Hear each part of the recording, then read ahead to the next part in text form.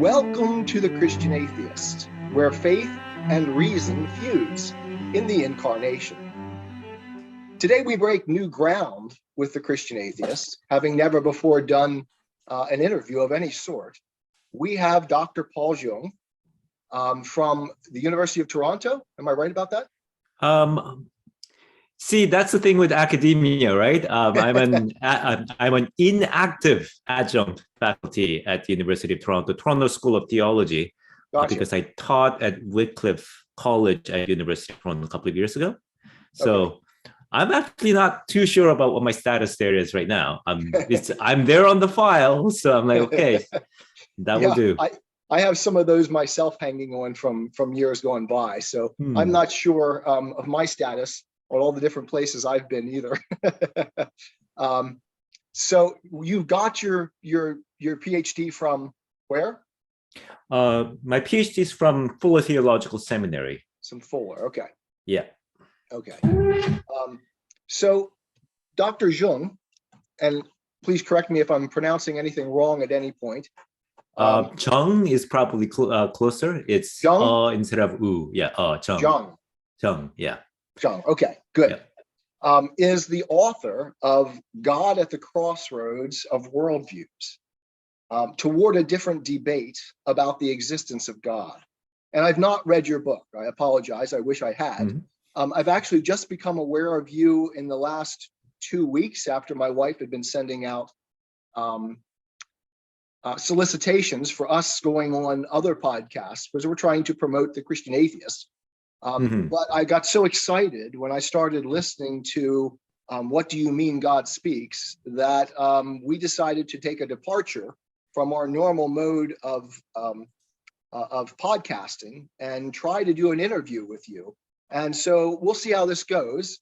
I'm not a professional interviewer, and I'm hoping that we can just have a friend-to-friend chat today. Great, sounds good. All of these things. So I am excited to have you on, and you are not to be confused with Paul S. Chung, right?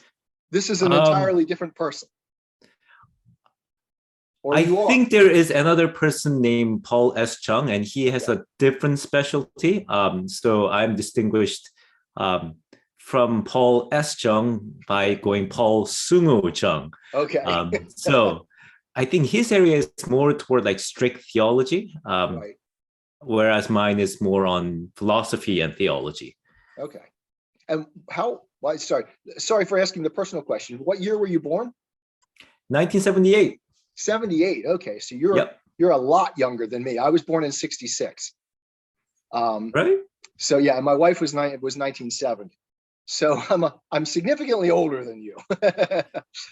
And I took a different path back to faith in Christ because I started as a Christian and went to Bible college to become a pastor.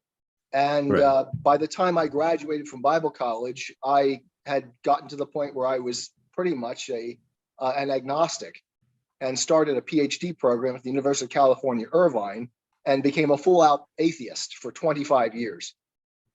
So I am interested in your history. What is it? You said at one point you were an agnostic. What was your background in your home? And then how did agnosticism come about? And then what was the turn from agnosticism back to a Christian worldview? So I'm actually quite similar to you. I have a Christian background. My family is from Korea, right? And Korea is one of those very interesting case among religious scholars, from what I understand, because it's one of those few Asian countries where Christianity really took off, right? And my parents are from there. I was born there, actually. I was raised in Canada, but I came here when I was pretty young. So I had this Christian background, and I entered my undergrad program at the University of Toronto, not only as a Christian, but planning to go into a seminary. Okay. So I majored in philosophy and psychology, and they wouldn't let me do a triple major. So I had to do religious studies as a minor, but I planned that out so that I can go into a seminary. And here is where here's where it gets interesting. So this is what I began to realize when I started listening to people. Actually, I also listened to the episodes of the looking through the Oh yes, through the machinery. looking Yeah, glass. yes, Yes, yes. I got to where you were talking about Jordan Peterson. Um, yes. he was my psychology professor, by the way, when I was studying at the University of Toronto. Right. I Anyway, listened to your episode on Peterson. Yep. Interesting. oh, okay, great. So um, when I was listening to, so this is something that I began to realize pretty recently, actually.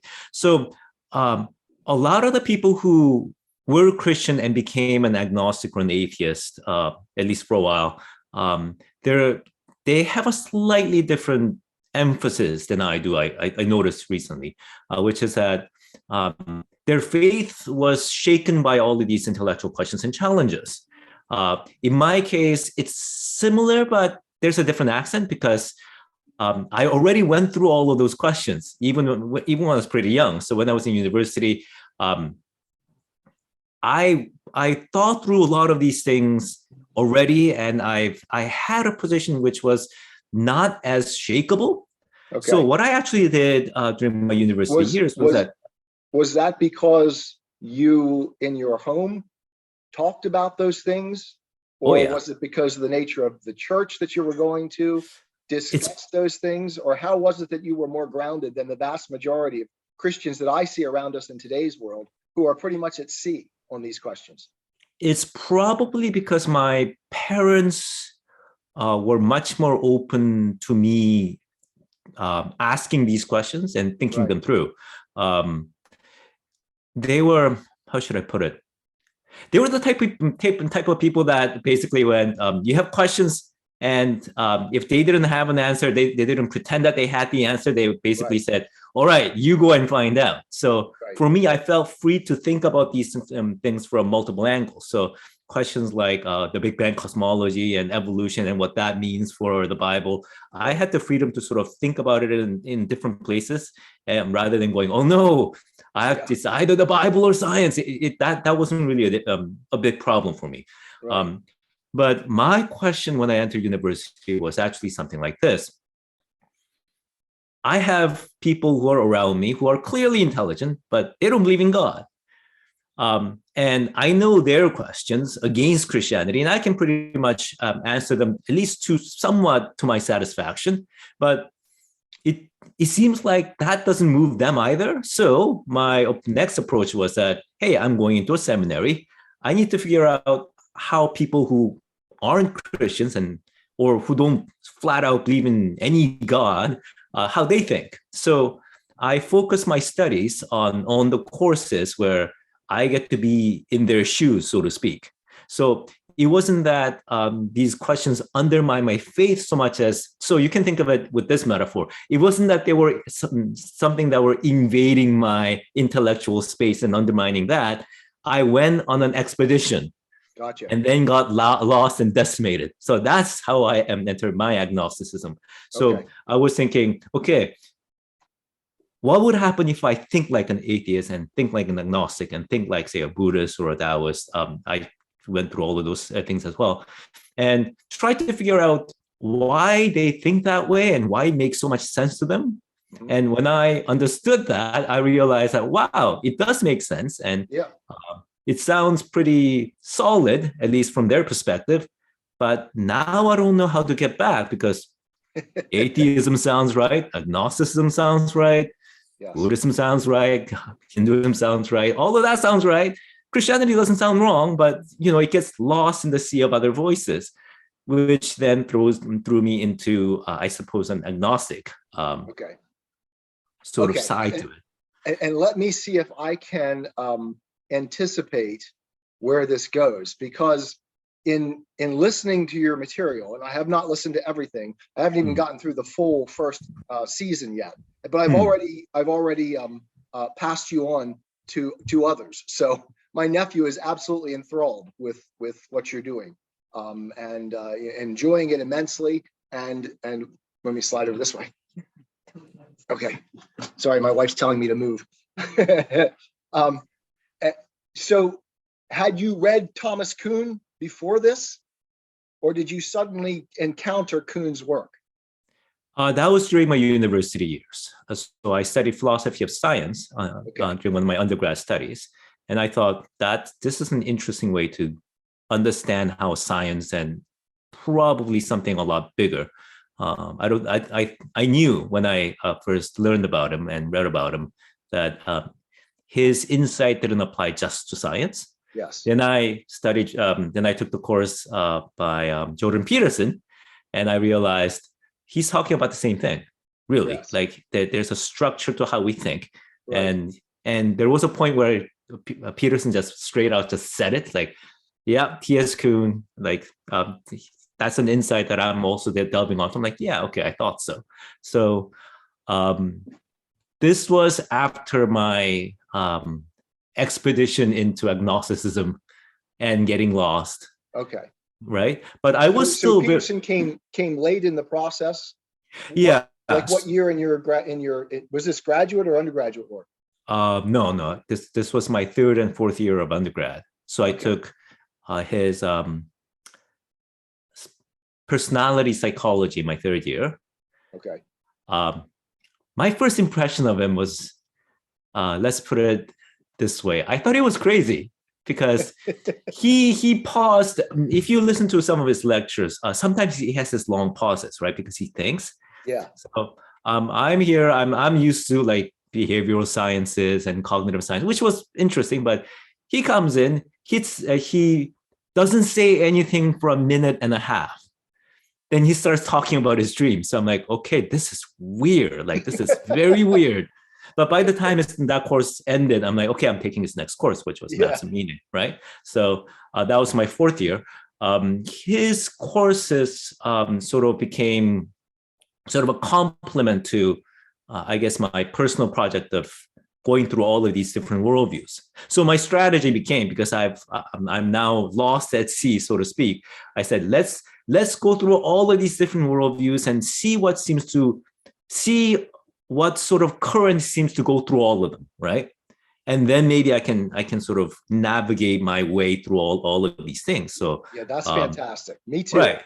So I went through, and one other thing that's helpful when you are from a very, very different culture from the West. So I have a South Korean background, and even though I was raised in Canada through my family, and because I have a lot of books written in Korean, and some of them are very interesting. So I'm fluent in Korean. I can read most Korean books, right? And it structures how you think very differently when you do so. So yeah, well, good for your parents for making sure that you were able to do that as well. That's fantastic. Good on them. And that enabled me to have, I mean, it when I studied East Asian philosophy, for example, and Taoism and Confucianism, all of those things, it sounded familiar, even though my background was in Christianity. Those things sort of go undercurrent within the Korean culture, sort of like how, say, Greek philosophy and all of that is sort of undercurrent of Western civilization, right? So it sounds familiar. So I read through that. I read through Buddhism. Buddhism also is very, very strong, has a very strong presence in Korea. So that sounded familiar. Hinduism wasn't new, but that was also interesting. So I went through all of those things, and I found out that all of them had this notion, or their search, you could say, for ultimate reality, right. And truth and all of that. They have very different conceptions of it, but you have similar themes, right? So I took note of these similar themes, and then there was this Jordan Peterson guy, and he's talking about the psychology of these things. Yeah. But what he doesn't do, I noticed, was that he has all of these mythical characters that has these correspondence to I suppose psychological processes and Bible. Later he talks about that, but and Pinocchio. Right. Oh no, actually, Pinocchio wasn't a thing when I took this course. No, wait, not Pinocchio. No, Lion King was a thing when I first. Mm-hmm. So it's because remember, I'm one of his earlier students, right? So okay. But he he's a psychologist. He doesn't put it in terms of this is how a worldview works. This is how Right. people think about it philosophically, metaphysically, ontologically. All of these different. He's at a different level of analysis. So I had to sort of take that, apply it to what I learned regarding all of these different worldviews, and all of that sort of went into my book, God at the Crossroads of Worldviews, because one of the questions that sort of emerged when I was going through all of this is that, so you have all of these different worldviews. And is this dissertation work? So it's my modified dissertation. Okay. It took a few years for it to be published through University of Notre Dame Press, which has an interesting backstory behind that, or why that took a few years. But I sort of took this question all the way to my PhD studies, which was, you have these different worldviews from, say, scientific naturalism and secular humanism to different religious worldviews to, say, Christianity. And not only do they have different beliefs, they think about things differently. Each words that they argue over, they understand them very differently, and they utilize them very differently. But then when they come together and they debate over things, they talk past each other, because a lot of the times these words don't mean the same thing, but they think they do, right? The incommensurability thesis. Yeah, I see that. Yes. You use that a lot. Yes. And if that's the case, is there a way that people can communicate across worldviews so that the debate can bear any sort of fruit, so to speak, right? And some people that I read were, I suppose, pessimistic.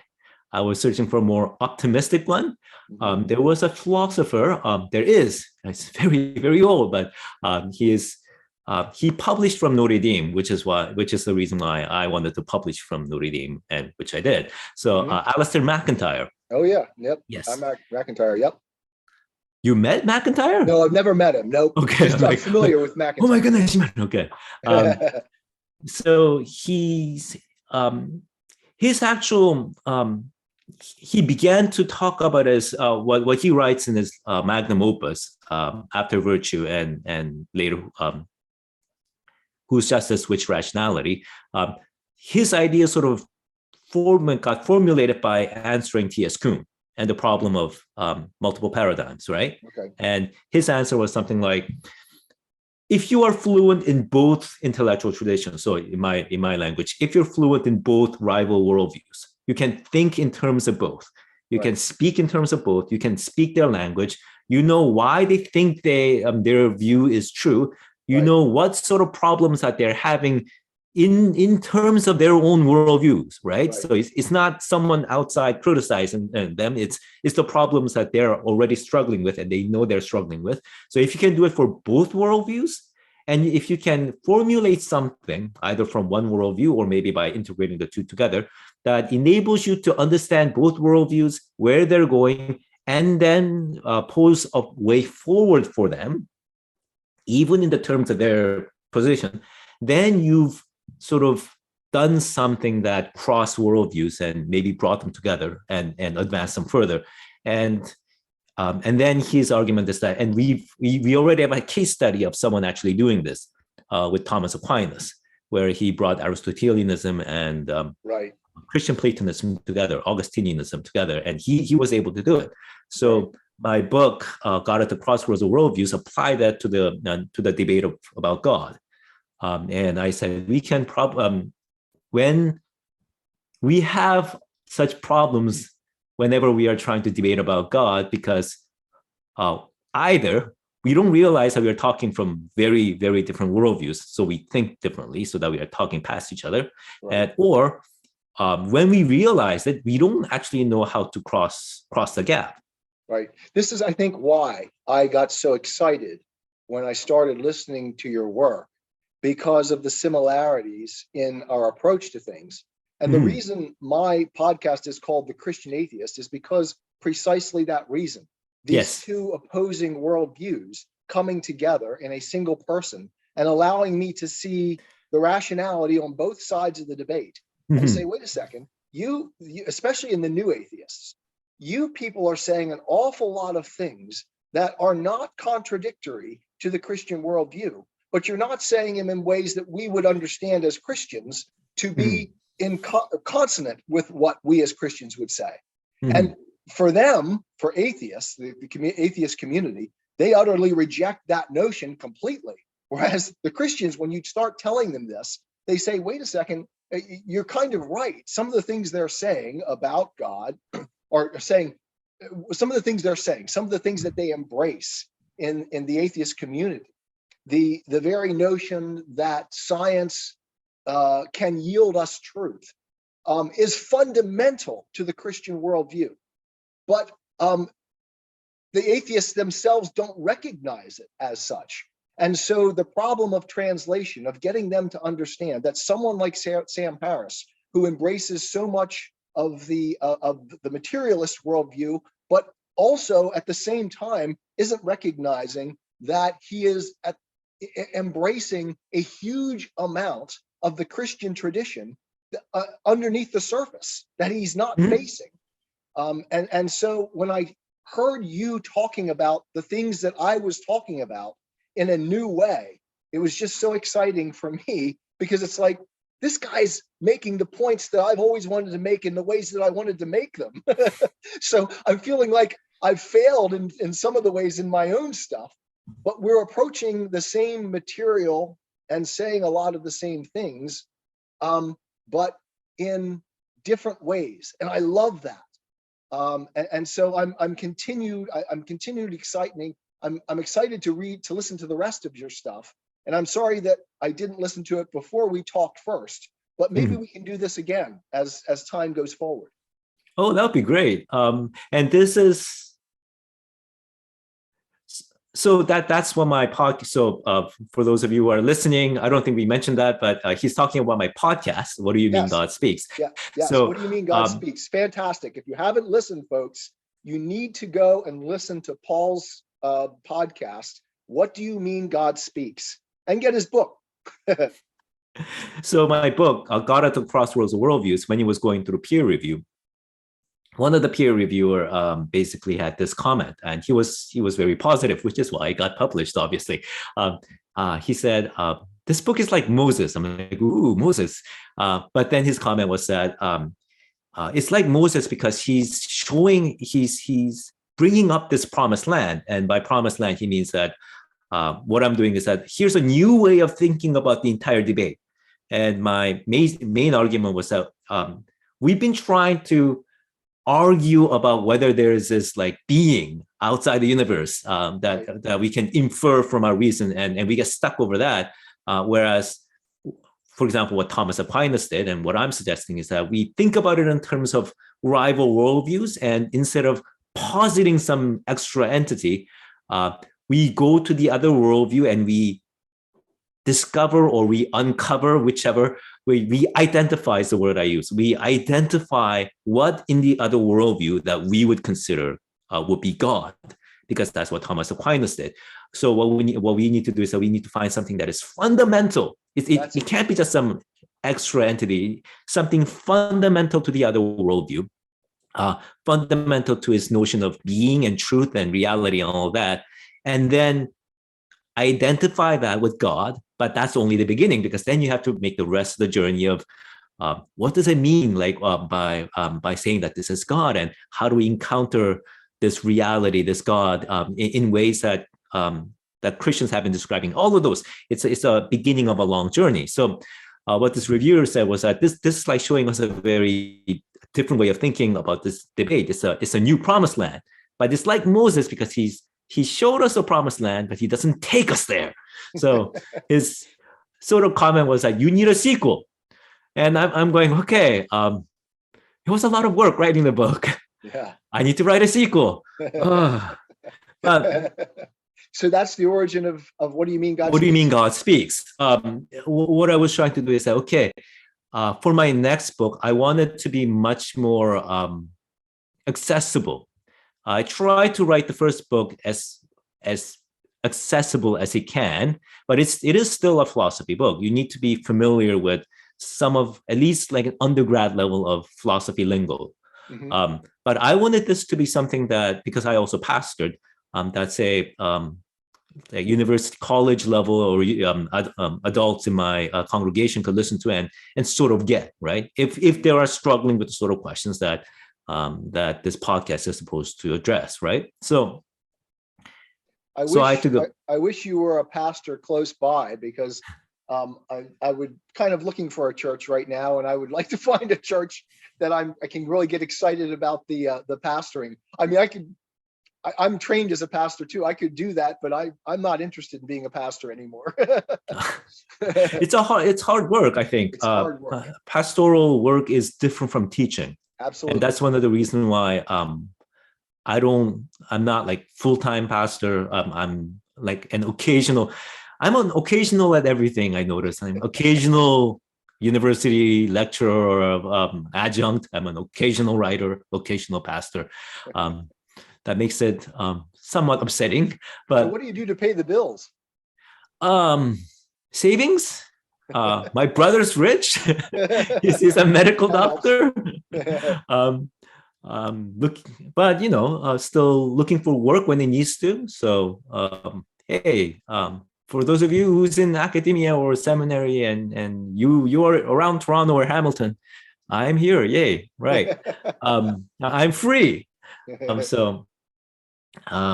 was I? So I was trying to put that in a much more accessible level, and I had to force myself to write. And one of the process, which I may talk about later on in our conversation, stuff happened. I was not willing to do this podcast, mind you, and stuff happened, and I lost a bet with God. That's how I put it. There was a bet I made with God. I lost, and I did the podcast, which has now forced me to write the things that I was putting off writing. So you're doing it under protest? Somewhat, yes.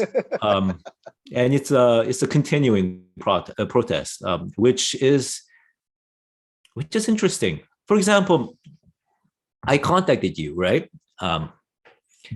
Because I got this email about guesting in the podcast, yes. But this email isn't my official email for my podcast. So I don't know how you found this email. My wife is brilliant.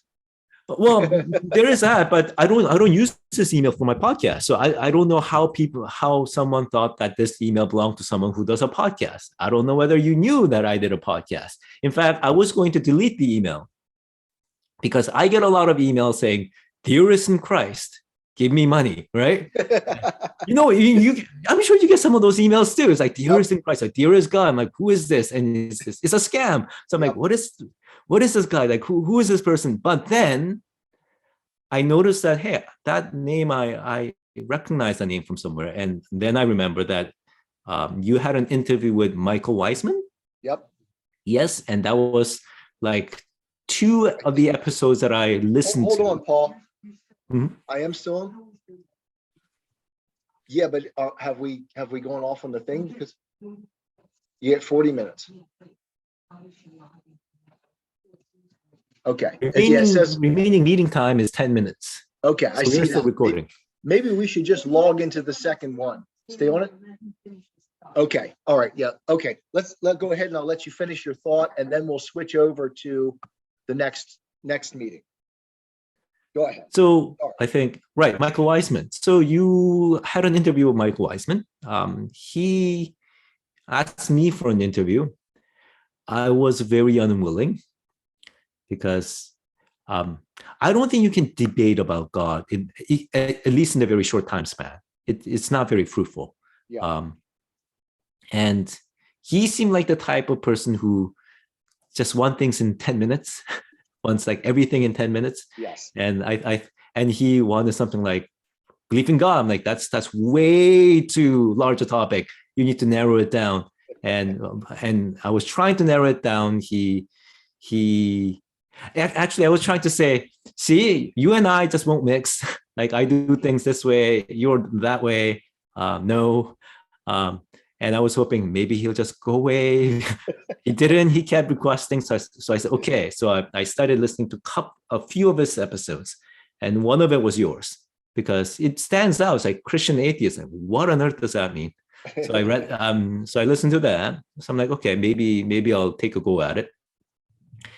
I think I regret it. Really? I didn't listen to it. I'll have to go on and listen. I don't know. I mean, he seemed to like it because if you listen to some of his episodes, some of them don't go well at all. Yeah. I mean, they're at, or at least the Christian person is almost at his throats. Yeah. Mine ended with him saying, "You should come over so we can have beer." So, I mean, That's a positive thing, I think. Well, he said it was. It's like, yeah, Yeah. we should have beer because it's like it would be great if we can just talk. I'm like, great, Yeah. but so he enjoyed the talk, I whereas enjoyed my talk with him too. for me, I thought I got nowhere because it felt like I was trying to give this talk or lecture, right, or a talk, and there was this clown that just beeps as I tried to talk. Which was my impression of the conversation, and so I guess it might have been funny, but he how he sort of tries to bait people, right? He has all of these Yes. questions and all there are like traps underneath, which I recognize because I think like that, and I think several steps past that.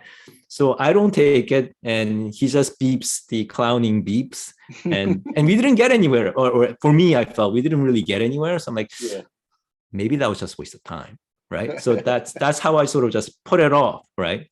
Then I got this email, which for me was suspicious because it's talking about a podcast and it's not my podcast email.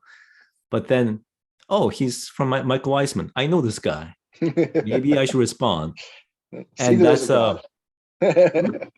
what do you mean God speaks? Well, that's what I mean. God speaks. Yes. Yes. And that's one of the reasons why I'm mentioning this, and maybe we'll get into this later on in our conversation. But there's a timing of sort, right? There's a timing of sort of how things unfold that sort of reveals, for lack of better words, a personality to reality that unfolds before you, right? Exactly. And right. That's what we call God. Yep. Okay, so that's my end of thought, end of this particular strand of thought. Okay. Okay, so we were talking about what do you mean God speaks, and how exactly did your title for that come about? I mean, why that title? I get that question about the Christian Atheist all the time, and it goes back to what we were talking about, the idea of conflicting worldviews and coming together in some way and finding a common language to discuss things and realize this is the way I like to think about it. Atheism gave me an entirely new tool chest with which to understand my Christian worldview. And that tool chest actually enabled me to understand Christianity so much better and feel so much more secure in my faith in God that it's like there's two different faith systems that I live in. The one before I was an atheist and the one after. And the one after is so much richer, so much more grounded, so much more secure than my pre-atheist Christianity. And I don't mean by that I don't have questions anymore, but that those questions are not threatening that in the way that they used to be for me. So how did what do you mean God speaks?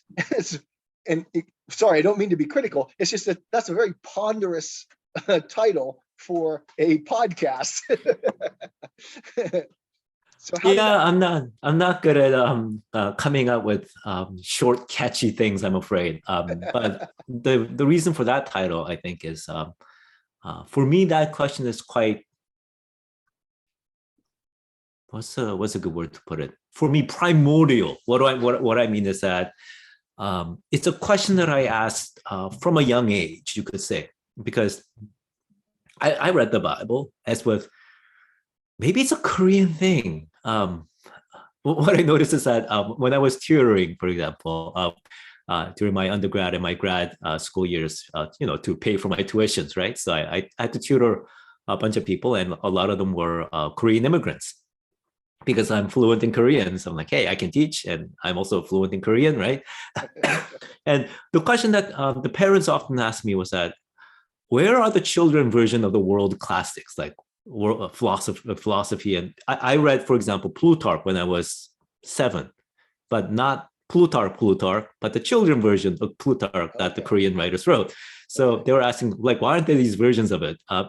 When I had all of these different questions, and sometimes my parents would say, and remember, I'm like 6 or 7. They're like, oh yeah, we don't know the answer to that. Why don't you go read it in the encyclopedia, but the children's encyclopedia, because there are children's encyclopedia in these Koreans. So so Bible as well. I read through the Bible even as a young age, but a lot of stuff that it seemed that a lot of other people just go over, I got stuck with. So for example, God spoke to Abraham. And my question was, what do you mean God spoke to Abraham? Like, how does that actually happen, right? Because it's not like it's like my parents speaking to me, because my parents physically there, and right. there's a sound wave. I didn't think in these terms when I was 7, but I still thought, like, okay, is there supposed to be a booming voice, or is it a dream? Because I did have a dream. One of my recent episodes went into that when I was talking about Jacob. I had a dream, but that can't be it. So, and then there's this, when I was growing older, I read that, hey, God spoke and the universe came to be. It's like, what on earth does that mean? How does that happen? Why is this particular language being used? So for me, a lot of the things that that we take for granted in a worldview are things that we actually don't really understand very well. And this isn't just for Christians, it's for like every worldview. Like we say stuff, but we don't know what we mean. Yep. And it becomes a lot worse when we say stuff and we say stuff about another worldview, yep. and we don't know what we mean and we don't know what they mean. Yes. So instead of then the next step is like, hey, why don't you get this? And hey, why don't you get this simple stuff? And my answer is, well, I don't know whether we get, like, forget beliefs. I don't know whether we understand what basic terms mean. Right. And especially when you're trying to speak across worldviews. So you're in a skeptical position, or you're an agnostic or an atheist, or for a lot of Christians today, and I noticed this when I was teaching Christians, we actually tend, especially in modernized secular societies, Christians actually think in terms of, like, we think in secular terms. We see the world in a very secular way. Yep. Right? Yep. But I've actually spent a lot of time dealing with that issue on my podcast in later episodes, if you ever get to them, in terms of Hegel. I do an awful lot with Hegel and his influence in the modern society and secularism. So yeah, I'm with you. Yes, I noticed that you were like, Hegel, he's like the villain of it, like he's like the arch villain at the root of all things, like Hegel. I think for me, I don't know much about Hegel, at least to feel an animosity toward him, because my training was analytical philosophy, which, if you know, it divides, right, the continental and the English-speaking analytical. Yeah, I'm definitely continental. Right, and I'm not a fan of analytic philosophy. I'm sorry for those analytical philosophers. It's kind of boring. It is. Like if you read something like Frege, I'm like, what? Like logic is it's about instances. I'm like, oh. My dissertation advisor actually studied with Frege. Oh wow, that is impressive. But I'm sorry. I mean, they're brilliant people. Yeah, for sure. But most of their work are pretty boring. Yes. So, I mean, Kuhn, but to be fair, some of the very interesting ones are also analytical. T.S. Kuhn, you could say, it still belongs in that sort of tradition, as well as Alistair McIntyre, you could say. They're cognizant of what's going on at the Continental. But anyway, for those people who are not familiar and about these things, and they're going, what on earth are they talking about? Well, John has this thing against Hegel, but he likes Kant. And I'm like, Hegel, what's wrong with him? And that's because what's called the English-speaking analytical tradition goes only as far as Kant, and then they go their separate ways. Yeah. So they don't care about Hegel. We don't need, like, after Hegel, it's like, who are they, right? Whereas the continental, so non-English speaking French and Germans, they go from Hegel and they follow the influence from Hegel to various philosophical schools like phenomenology, which you talked about. Yeah, so that's what we're talking about. Anyway, back to secularist outlook. We think about God and we think about the world and science and how things are constituted more or less in secular terms, and we sort of overlay the Christian beliefs on top of that, but they don't fit very well. No. So one of the things that I realized that I think one of my episodes, I think third season, episode 1, I said, what do you mean there's no God? And one of the point that I was making is that we have this concept of God as like this engineer of a machine, right? I think David Bentley Hart was the person who wrote, he's not the only one, but he's one of the famous recent one. He basically said most of the times when atheists or even Christians debate about God, they're not really debating about God. They're debating about what's called a demiurge, and that's not God. That's a cosmic craftsman. He exists maybe at the beginning of time. He crafts things, and he's outside the world, and the universe is a machine. They're separate things. That's deism. That's the demiurge. Christians have always, classical Christianity have never believed in that God. And well, if that's the case, then a lot of the ways that we think about God is just off the wrong. Like we started off on the wrong foot. We immanentize. Yes. We immanentize the deity, and we make him a part of being, a part of being, instead of the whole of being. Yes. And that I trace back to Hegel. That's is that Hegel's doing? Philosopher of immanence. Hegel. So, yeah, we don't need to go into all, but I think the analytical tradition really finds its ground in a lot of Hegel, but unconsciously so. Oh, probably. So that would be interesting. We can talk about that at some other time. We'll bore our listeners to death at this point if we try to do that. So yeah, we'll get back to what I was doing with the podcast. What do you mean God speaks? So you listened to the first episode, which apparently you like quite well. Yes. And here's what I was trying to do. So with God at the Crossroads of Worldviews, I was going through what it means to cross worldviews, but it's very meta. I mean, it's thinking about the debate about God rather than speaking about God. Right. So when I was now trying to speak about God, except in the way that I proposed in my book, my first question was, from a secular outlook, whether there's a Christian who's sort of steeped in secularism but don't know it, or say an agnostic or an atheist, when I went through an agnostic phase, how did I think about God in such a way that it seemed like I shouldn't really believe in God, or there's no need for God, and all of those things. Right. And why would that make sense? Because one of your repeated arguments is that atheism is also faith, right? Right. And if you're an atheist, you don't want to hear that. Oh no. But at the same time, I wanted to understand why that doesn't make sense.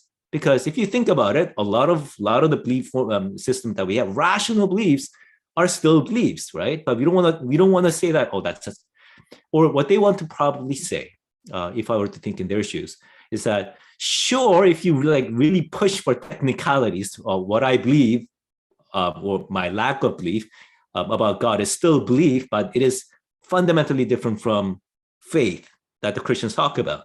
And I was trying to figure out, I was trying to remember what it would be like to think like that. And here's sort of like the analogy that I sort of came up with. And this is a pretty recent one. I didn't have it when I was writing the first episode, but here's how I would word it now, because it's much more evocative. So I don't believe in aliens. I don't believe in UFOs with aliens with the UFOs. I can't prove that there are no aliens with the UFOs. So epistemologically, knowledge-wise, I can say that I don't have knowledge that there are no aliens. I don't have knowledge that the arguments for the existence of not life in outer space in general, but like UFO aliens, right? I don't have knowledge that the arguments for their existence wrong. And sometimes it does become pretty disturbing.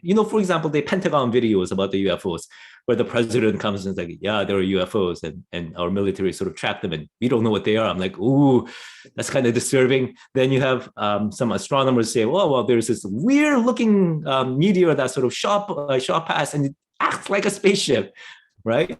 And you're like, oh, it does make you nervous sometimes, but making me nervous doesn't mean that I then suddenly become a believer in UFO aliens, because there are other explanations.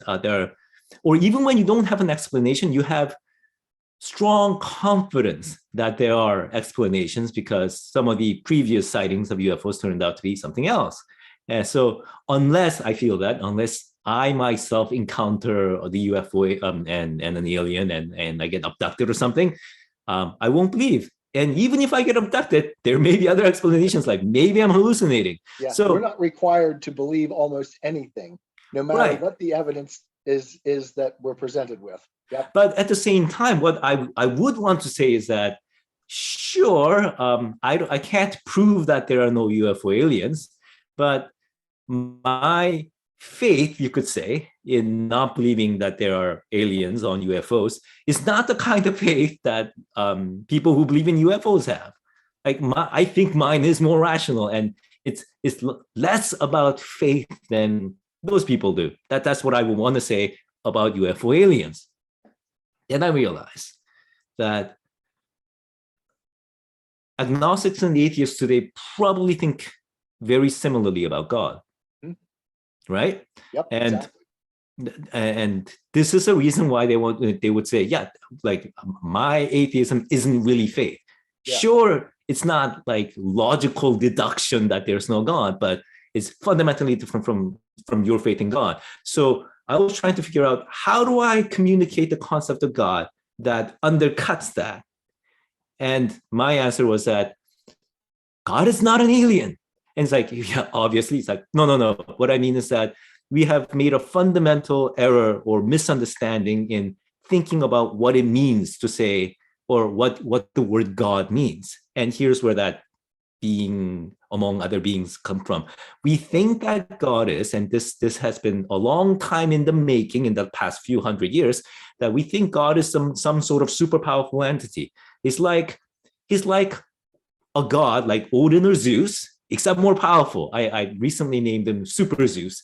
So instead of man, you have Superman, and instead of Zeus, you have Super Zeus. And that's what Christians mean by God. It's like a super powerful entity that's out there somewhere. Yeah, and I really enjoyed in episode 1 the idea that we have to stop trying to find a job for God.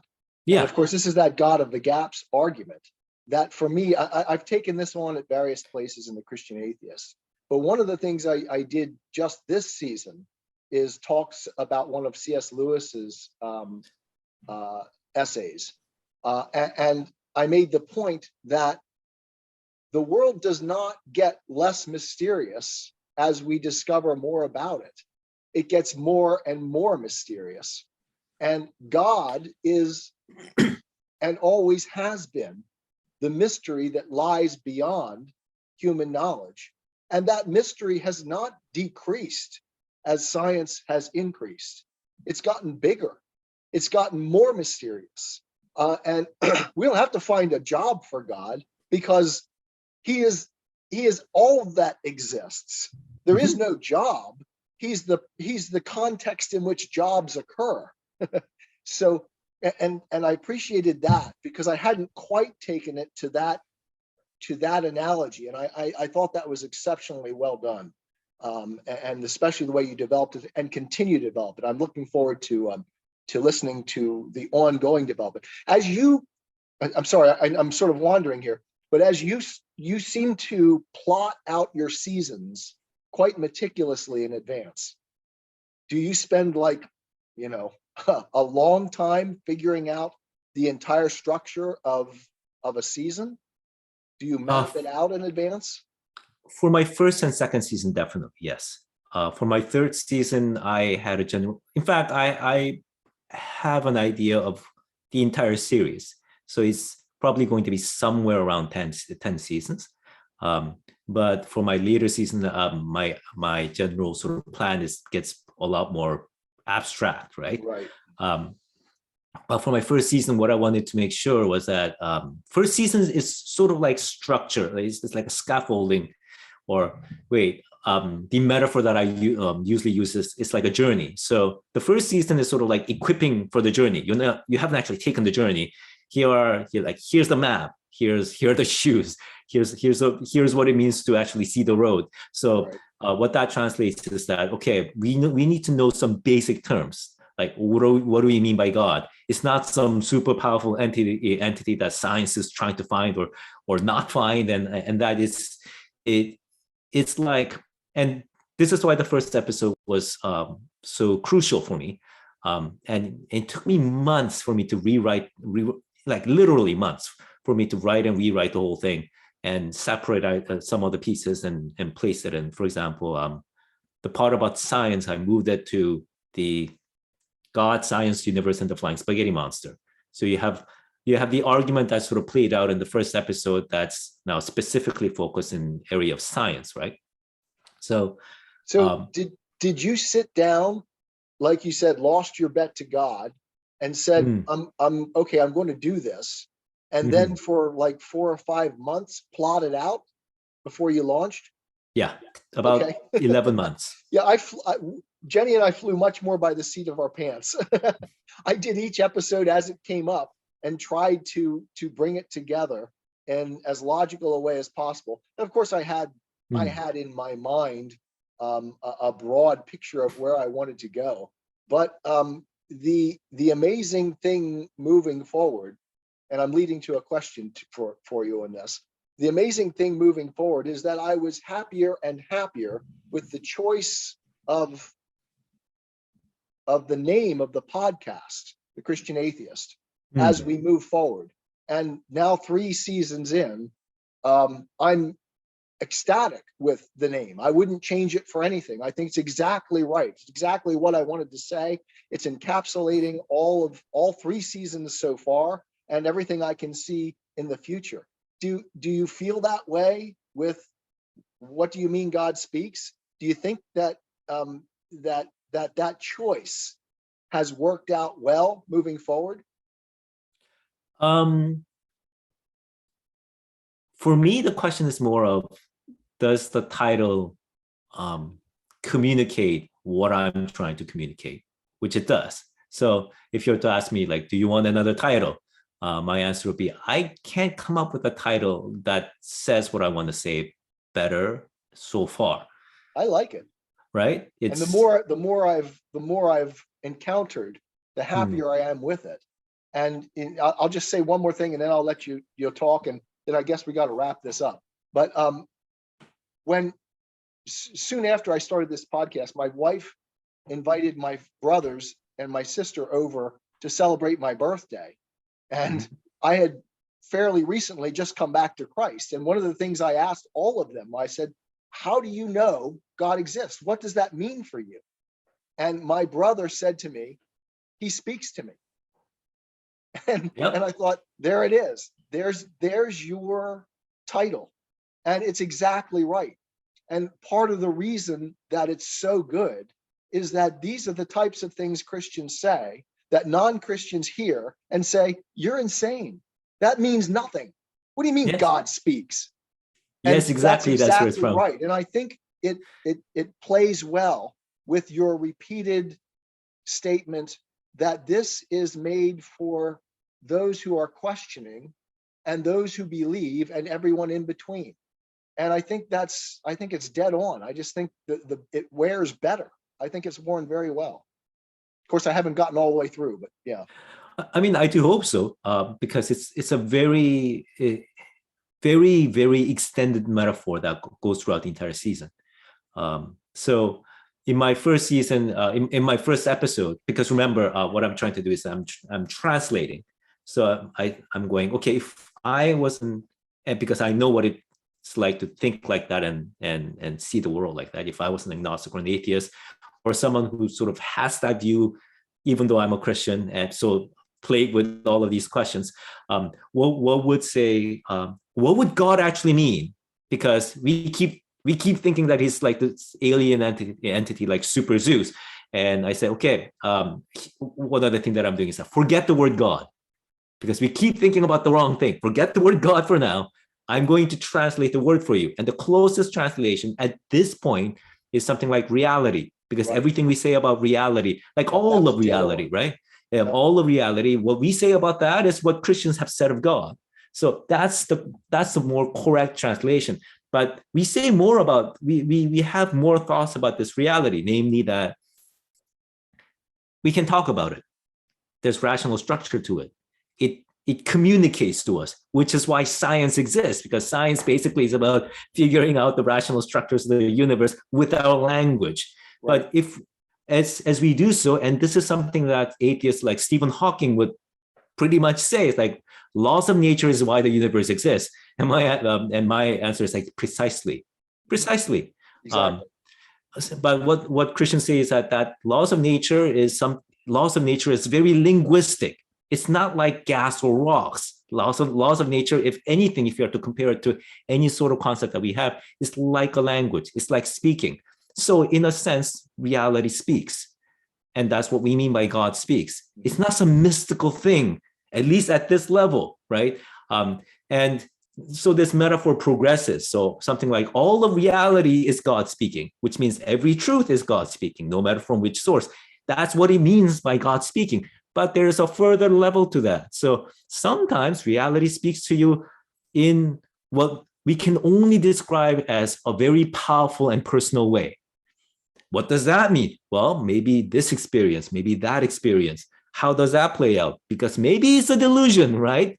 People hear things all the time. It's like, okay, yeah, but then you need to follow through the narrative and the journey, right? And what that reveals is that, well, you will not know whether what you're hearing is true or not, because remember, every truth is God speaking. You cannot know that unless you live it out and follow it through and see what happens. Right. So throughout this entire journey, what you're faced with is this ambiguity, right? We think it's about the absence of God and not the absence of, no, it's not. It's more about the ambiguity. And we're trying to make it clearer by walking this journey. And ambiguity exists all the time in our lives. So that's what the continuing seasons will get into, where the ambiguity is explored and the personality is revealed. And it points, at least for Christianity, right? It points to the person of Jesus Christ. Yeah. So that indexicality is something I pick up on too, all over it runs directly through from almost the very beginning through the entirety of the Christian Atheist, that what we're doing is indexing something. We're pointing, just like when we're asked, what's the difference between a man and a woman, we point and say that's a woman and that's a man. And if you have to do much more than that, then there's something, and of course you always have to do much more than that. I don't mean that. I don't mean that there's not a whole lot more there, but I mean that the indexicality is absolutely central to our notion of God, because everything is pointing outside of this immanent universe to something that stands outside it. And that's that notion of transcendence that I find absolutely central to the Christian worldview that has anchored the West and brought about the scientific revolution and the greatest technological revolution in the history of the world, such that we have now almost gotten to the point where we've eliminated poverty. And now I'm about to go critical, and so I won't do that. I'll stop here, and I'll ask you if you have any sort of parting things you'd like to say, and then maybe at some time in the future we can get back together and talk about things like farther on in your podcast and farther on in my podcast. So I've enjoyed this immensely, and I'll let you finish off. Well, actually, a comment about your you talk about transcendence, which is actually another very interesting example of the need for translation, which is what my series has been trying to do. Because when we say transcendence, and I sort of phase over into a non-Christian sort of worldview, what I'm actually hearing is that we have this universe and we have this another entire strange mystical realm that we can't prove, and like where ghosts and spirits and Zeus belongs to, and that's God, and that's transcendence. It's like, I don't believe in that, and there's no reason to believe in that. But the Christian idea of transcendence is something very different, because true transcendence of God is also true immanence of God. So that's a weird formula. So forget the formula. What that means is that when we say, right, what we say by transcendence also includes, this is why I translated God as reality, right? When we speak about God, we are not talking about some separate realm. We're talking about everything, but at the same time, everything that goes beyond our imagination and our conceptions. So it is everything, all of reality, but also all of reality sort of breaks through everything that we can imagine. And that's why it is present in everything, but it also transcends everything. And you already know this, whether you're a Christian or not. That's our experience, because that's why science works. That's why we are always trying to discover new things, right? And that's why we can talk about our journeys together. And this is where my podcast season sort of sets up, so that if we have this, maybe we can reread the journey that people of old, say people in the Bible, undertook, so that they experience these kind of things. And maybe we can actually understand what they actually experienced, instead of going, what do you mean God speaks? Because now we get to actually try them out. And hopefully encounter Jesus, because that's the goal of Christianity. Yes. And that's where my series is crawling toward, because it's still wrapping up Genesis. And Genesis had 2 seasons. One was the primordial stories of creation and fall and Noah's flood and all of that, which for me, I sort of articulate that as almost like a trans historical description of everything, is for me Genesis 1 to 11. Whereas from Abraham, it's much more personal, individual, historical in that sense, yep. Right? But then you have all of these questions and criticisms against the historicity of Abraham, so you need to deal with that. But it's a very separate sort of thing. So that's my 3rd season. I'm going to go into Joseph for the next couple of episodes, which will finally have me finish that season, which has taken quite a long time, and then onward into Exodus, Israel, and all of that. So that's what I'm doing. What do you mean God speaks? Mm-hmm. They're very ambitious. Yes, that's why this is why I needed to lose my bet with God. So, okay. So I can end with this story then. So a few years ago, 2019, which was a special year for you, I understand. So end of 2019. And I was going, because I had a book published 3 years before that, and I'm going, this is a pretty new book. The peer reviews were like ecstatic when the book was being reviewed, but then nothing happened. So like, it's not like even people said that there was something wrong with it, because anyone who read it would actually say, oh, this is very good, but not a lot of people who read it. So I'm like, I don't know whether it's making any difference. Did I go into a wrong field? All of that. And then there was this, urging in my mind, which is part of what it means to say that God speaks to people, urging in my mind, which might be God speaking, right? Which was, some people have been asking you to do something like a podcast or YouTube, follow that. And I said, no, because no one's going to listen to it.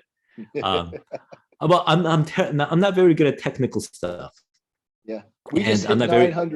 We just hit 900 subscribers on YouTube today. So we're not exactly setting the world on fire either. I don't even have YouTube. So, So I said no. I replied back because this is how conversation seems with God actually seems to happen, where something urges you and it like hit you in that place where you have to reply back. You might want to pay attention to something like that, by the way. And I said, no, no one's going to listen to me. Well, not no one, but no one. But there was a prodding over and over. So I said, okay, I'm going to make a bet. And right around that time, there was a request from what's called a relevance series, where they were asking people to come over to this sort of a series of lectures organized by, I think, Christian organizations to university students. And one of their topic was Christianity and science. And because I taught Christianity and science for several years at the U of T, they heard about me and they said, can you do one for them? But they said, our topic we want to do for this year was environmentalism, Christianity and environmentalism. And I said, that's a great topic. I don't know much about it. Find someone else. But then I said, what I can do instead is this wholly different topic, which became one of the episodes in my podcast, Flying Spaghetti Monster, God, creation, that topic. So it's a different topic altogether. And their format was they wanted a panel of discussions. My format was I'm going to be speaking alone because it's a topic that I'm just going to be doing. So for you to have me there, you need to change your format and you need to change your topic. So my bet was that, of course, they're not going to do this. But if they go through the entire hassle of changing the format and changing the topics just so that they can have me speak, then God, you win the bet and I do the podcast. Right? Because I'm like, no one's going to listen to me. You know that self-bitter, like, no one's going to listen to me. And then they said yes. And I lost the bet. So that was beginning of 2020. And from then on, I had to start preparing. And okay, interesting. That's what you heard. Well, I've enjoyed this immensely, Paul. Thanks so much for coming on. And who knows, maybe we'll be doing more interviews in the future of other people too. But this has been very great. I appreciate your coming on. And any information that you want us to post along with this, please send our way. And I will try to make sure that we have the proper links to make sure people can access all of your materials. Yes, please do come over and listen to the podcast. What do you mean God speaks? I am in severe need of, especially people outside Canada, but I have severe need of listeners in general. So it's on Apple, Spotify, Google, most major platforms. Hopefully the links will be there in the episode description and everything. So I'm feeling pretty alone in the podcast. I'm still waiting. So. Well, I'm spreading the word, so hopefully that'd be great. We'll get it out. All right, take care, Paul. Thanks so much for coming on with us. Oh, thank you for having me. All right. I am a Christian with the searching and skeptical mind of an atheist. I don't want to believe anything that isn't true. I know both sides of the looking glass, and I know them with open eyes. I choose Christ's side. I invite you to join me from wherever you stand before the looking glass. That's this week's episode. Thanks for listening. And remember, you can have your religious cake and eat it too. You can have reason, respect for science, a 21st century worldview, and be a Christian.